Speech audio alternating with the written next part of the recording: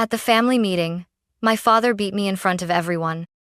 Not with words, not with shame, with a belt and a look that said, "You brought this on yourself." All I had done was say no. No, I wouldn't wash my brother's underwear. No, I wouldn't clean up his dirty plates after his midnight snacks. No, I wouldn't be the maid they raised me to be. "You're a girl," my mother snapped. "You serve him. He's a boy. He deserves better." That moment should have broken me. It didn't. It completed something I'd been building in silence for years. They thought the pain would bring me back in line. They didn't know it was the last time they'd ever touch me, order me, use me. I left that night. But I didn't just walk away. I dismantled them without a scream, without a scandal. Just silence. And precision. People used to say our house was perfect. The lawn was trimmed, the windows sparkled, my brother's shirts were always crisp, my father's coffee was always hot. They assumed it was my mother's doing. They never looked at me. I was the system. No one saw the unseen hands behind every chore, every meal, every list taped to the fridge. From the time I was 8, I learned that usefulness was the only currency that mattered. Not love, not respect. Usefulness. My name is Hannah Whitmore, and for most of my life, I was my family's shadow. My brother Caleb never lifted a finger. If he spilled soda on the couch, I cleaned it. If he needed his uniform ironed at midnight, I stayed up. If he failed a test, I was scolded for not helping him study. I wasn't his sister. I was his staff. "You're the girl. Girls keep the house running," my mom once said, folding her arms like she'd just quoted scripture. I used to think if I worked harder, they'd see me. That maybe, one day, I'd be something more than a name on a chore list. But no matter what I did, Caleb was always the son and I was a shadow cast to serve him. My father ran the house like a general. No warmth, just orders. He believed discipline made strength, and obedience was respect. Whenever I questioned something, he'd look at me like I'd betrayed the family name. "You're not here to argue, Hannah," he'd say. "You're here to contribute." That word contribute became a leash. It didn't mean be part of this family. It meant shut up and work harder. Still, I did it all. I made their beds. I folded their laundry. I memorized grocery lists, ironed pleats, soaked blood out of Caleb's soccer uniforms when he got into fights. He never said thank you. He just tossed more clothes on the floor. It was a quiet kind of servitude. The kind that doesn't scream. The kind that just grinds you down until you forget what it feels like to have hands that aren't always holding something for someone else. But the day of the family meeting, the day they decided I wasn't contributing enough, something cracked. Maybe it was the way Mom said, "He deserves better," like I was some defective appliance. Maybe it was Dad's glare, daring me to disobey. Or maybe it was Caleb's smirk, the kind that said, "You'll never leave." Whatever it was, I stopped being afraid. And in that moment, I realized something chilling. They hadn't broken me. They had trained me.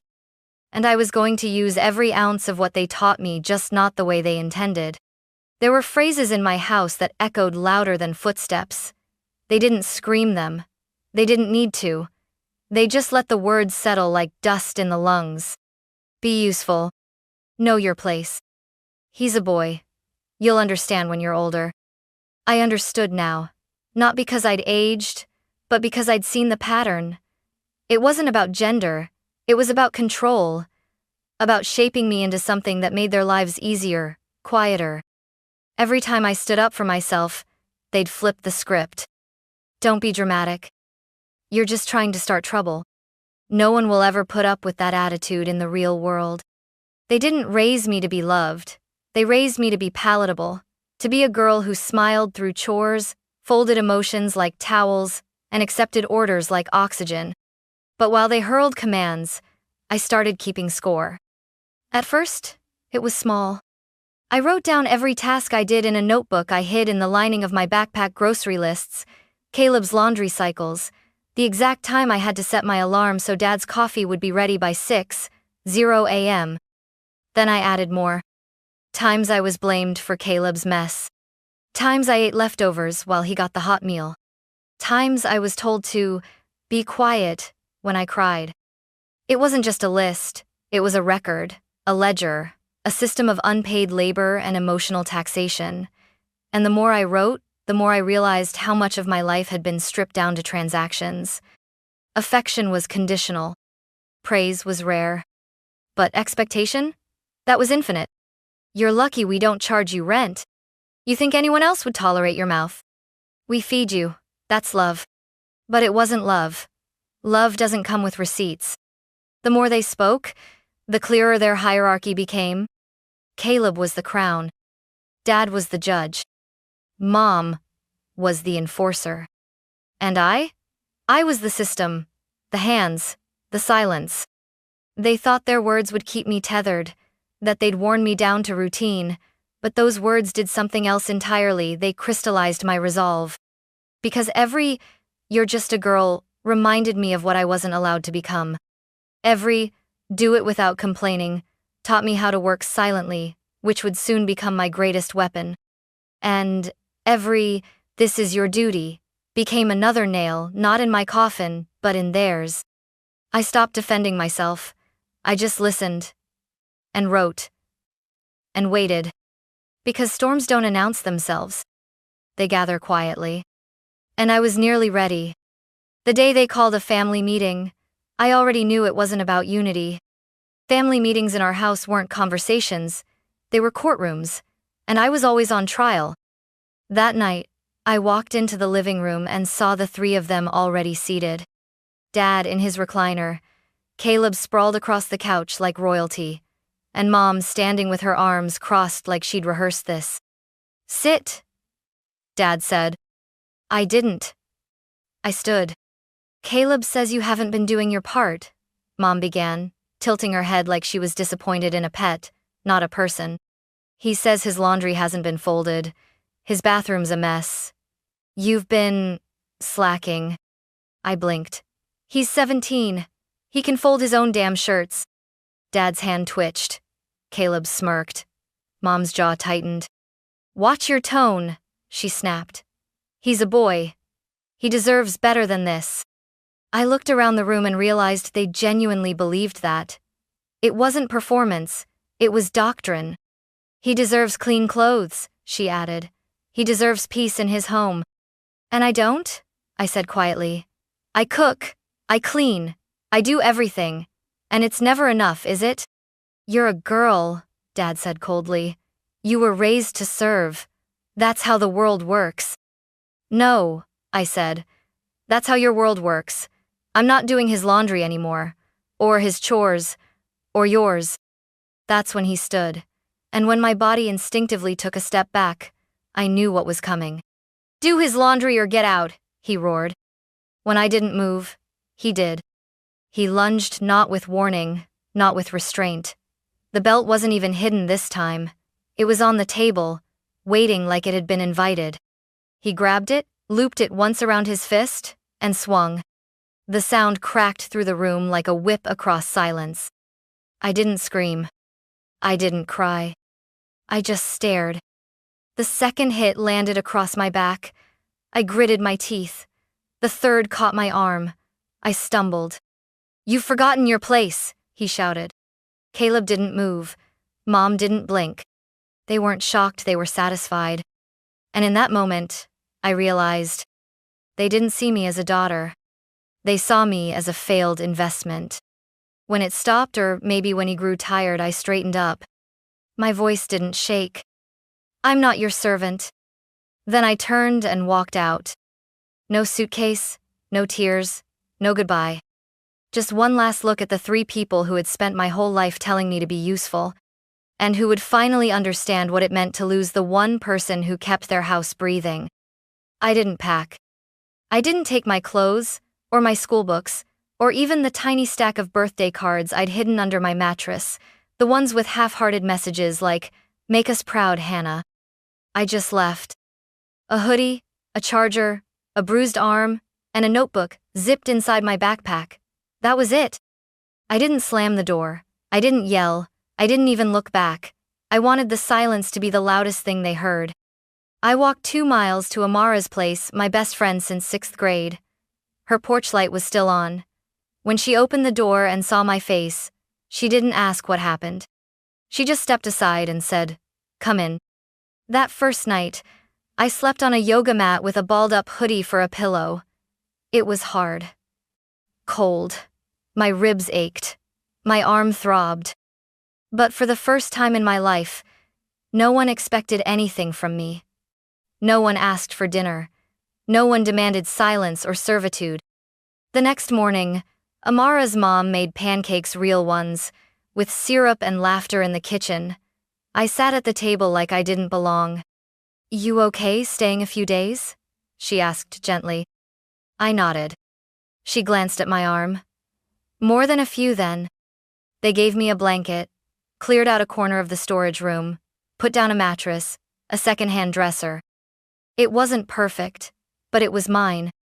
In those quiet days, I waited for something, a text, a call, a threat, some recognition that I had left, that I had mattered enough to chase. But none came. My phone stayed silent. "No. Are you safe?"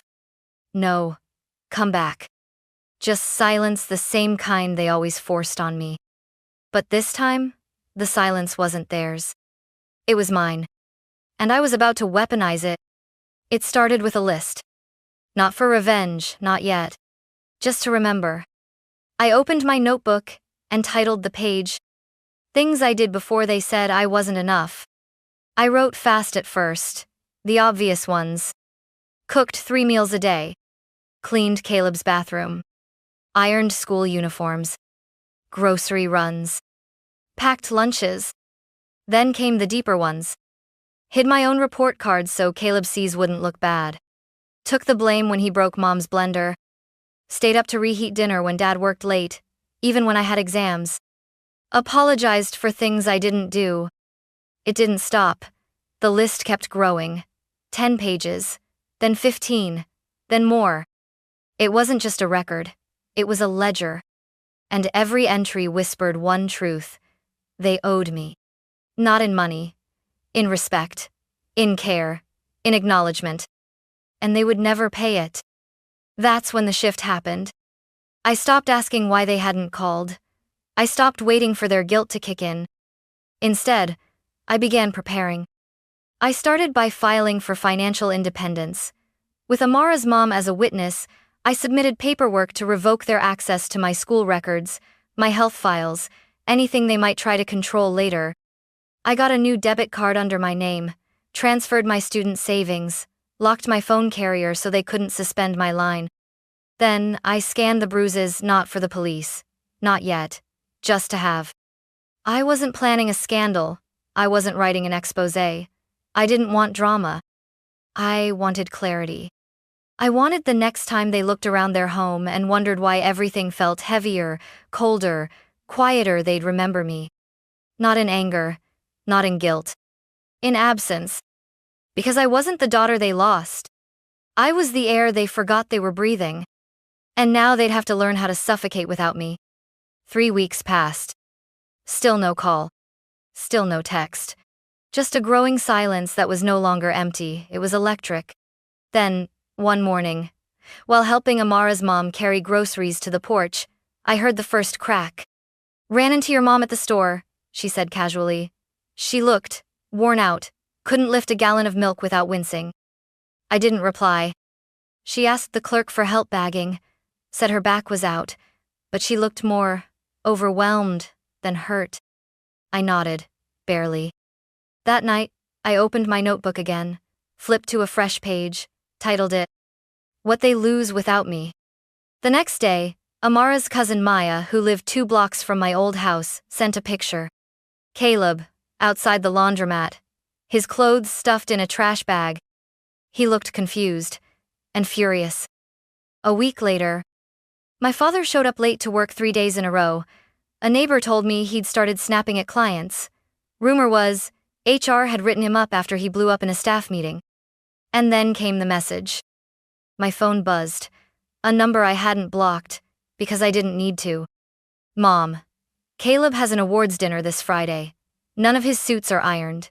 You need to stop being ridiculous and come home. No greeting, no apology. Just a demand dressed as an invitation. I didn't answer. 4 days later, another text. Dad. This is childish. No one will tolerate your behavior in the real world. Come home, apologize, and we'll let you earn your place again. Let me earn it? I laughed. A dry, bitter sound. I took screenshots, not for evidence, for myself. As a reminder, this is who they are. By then, I'd enrolled in a local community college nursing program, lived full-time in the spare room at Amara's, helped with dinner, took the bus, studied late. It was hard, but it was real. And mine. Meanwhile, back at the Whitmore house, the systems I used to uphold were buckling. Neighbors began whispering. Caleb started skipping school. One teacher emailed the house twice. No reply. My mom asked the church for help with meals, claiming a mobility issue.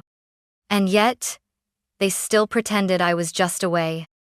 They're telling people you left for an internship, Amara said one night, that you're pursuing maturity. Maturity. Funny how they only praised it when it suited their lie. I didn't correct anyone. I just kept building my life. Then, I packed a box. Inside it, all the handwritten chore lists they used to stick to the fridge. The birthday card where Mom wrote, "We didn't plan for you, but God has a purpose." The broken locket she gave me at 13 with the words, "So you remember we didn't have to keep you." And finally, the ledger. I printed it. 52 pages. Bound it. Labeled the front. Unpaid labor. Years, 10, 17. I taped the box shut. No note. Just an address label. No return. I left it on their doorstep at dawn. 2 days later, Maya texted. They didn't come out for hours. Then your dad opened the box. He looked pale. Good. Because I wasn't loud. I wasn't violent. But I was exact. I'd taken everything they once demanded, my labor, my silence, my usefulness, and returned it in the form they feared most. Documentation. Proof. Proof they never expected me to collect. Proof of what happens when the backbone of the household walks out and doesn't come back. No headlines. No scandal. Just silence, sharpened into truth. I moved into a studio apartment 2 blocks from campus. It was small, 1 window, a creaky floor, a shower that ran either scalding or freezing, but every inch of it was mine. I worked part-time at a local bookstore, studied at night, took nursing classes during the day, packed my own meals, folded my own laundry. 2 loads a week, quiet, peaceful. Every Friday, I lit a candle. Not for healing, not for memory, just because I could. No one barked orders. No one slammed doors. No one looked at me like I owed them something just for existing. And still the world didn't collapse. I didn't fall apart. I didn't come crawling home. I thrived. Meanwhile, updates trickled in not because I asked, but because the world is small, and pain leaves echoes. A girl from church messaged me, "Your dad passed out in the grocery store. They say it was stress."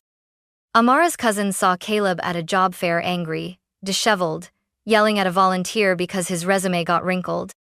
My mom had joined an online support group called Parents of Ungrateful Children. She posted threads titled, "When They Forget Who Fed Them." They hadn't changed.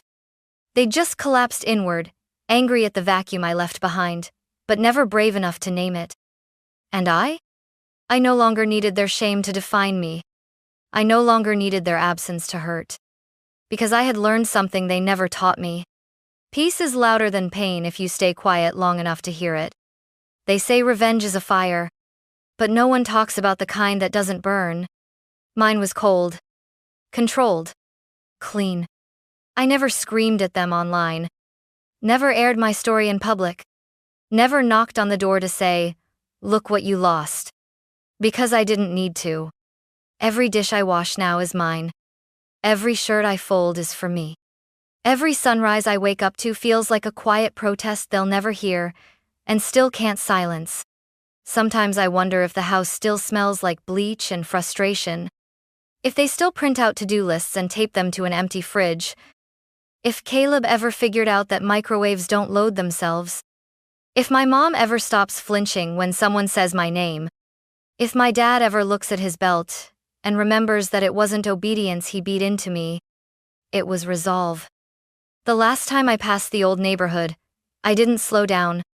I didn't glance at the porch, where I once left that box. I just kept walking, keys in my pocket, grocery list in my hand. I didn't need to prove anything anymore. They taught me to serve, so I let them collapse without me. They trained me to be silent, so I made my silence the sentence they now serve.